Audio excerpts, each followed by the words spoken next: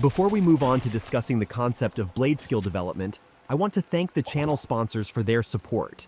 Thanks to these people, you are able to watch this video right now. Their support is especially valuable during such a challenging time. In the future, these individuals will receive a very useful and meaningful bonus from me that will have practical value. You can also join the channel sponsorship by supporting its development and continued existence. If you've decided to try playing with blade skills, then from the very beginning of your character's development, you should remember some very simple but important things. Blade skills are physical damage skills. Therefore, you should use a weapon base that provides bonuses such as damage to undead, damage to demons, and enhanced damage. Pay special attention to the damage to undead bonus. This bonus is very common and available even at the very beginning of character development. It significantly increases your damage against undead enemies. Therefore, at the beginning of character development, we need weapons that have this bonus. You can now see a list of weapons that provide this bonus. Let's take a look at some of the base stats of these weapons to better understand what we need. Clubs. On this weapon, we see a 50% bonus to damage to undead. This is the base value. Another important stat of this weapon type is its damage value. The higher this value, the more effective life leech and overall damage will be. Be sure to pay attention to this crucial parameter. But we need weapons that have sockets. Such weapons are very easy to obtain from any vendor who sells weapons.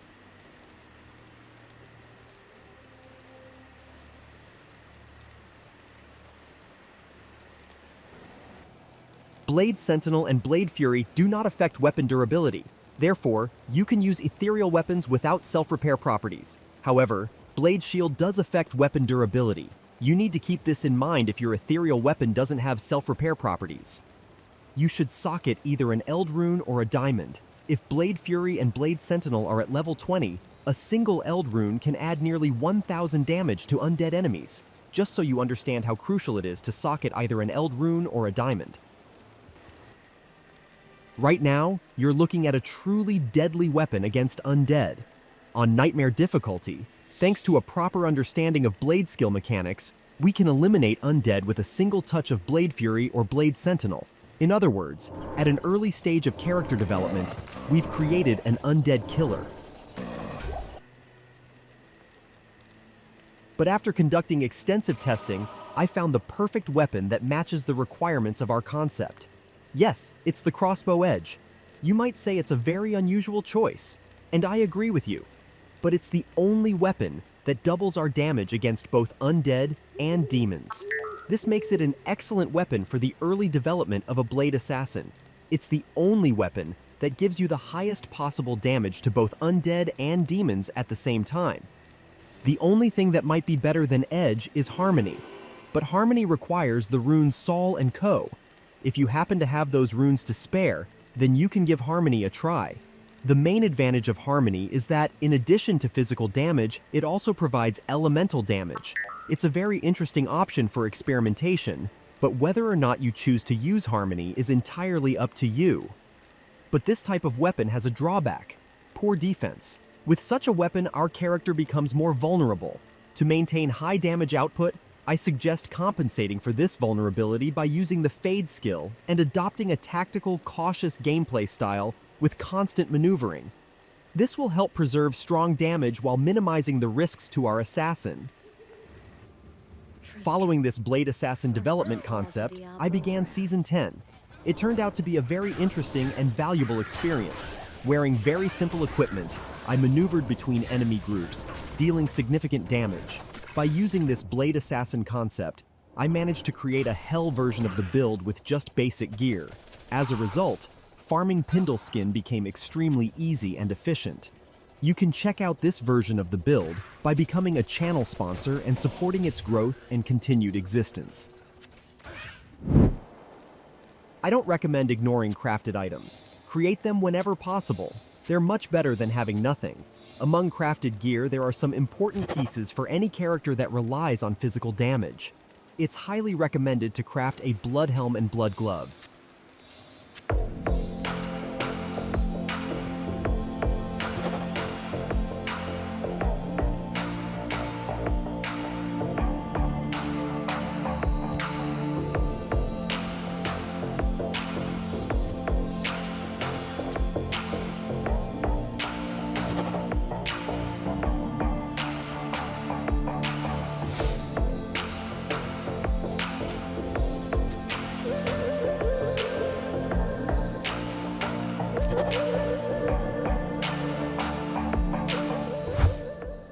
Let's talk a bit about skill point distribution, as there are some important nuances to consider here.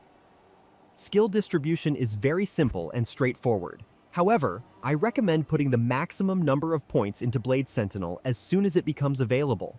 Blade Sentinel is extremely effective against groups of monsters. This skill allows the blade to strike multiple enemies, and even hit some of them more than once. The mechanics of this skill are unique, and they clearly showcase its advantages over throwing weapons or arrows. It's a very interesting skill.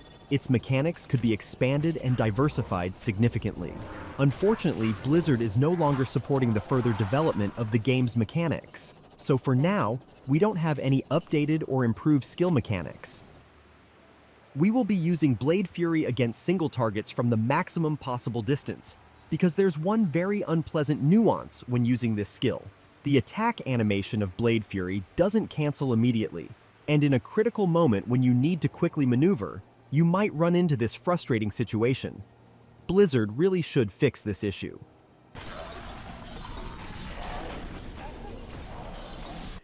At the early stage of character development, use Blade Shield only when necessary. If you want to balance your build and improve survivability, invest a few points into Fade. This is especially relevant if you're not using claws.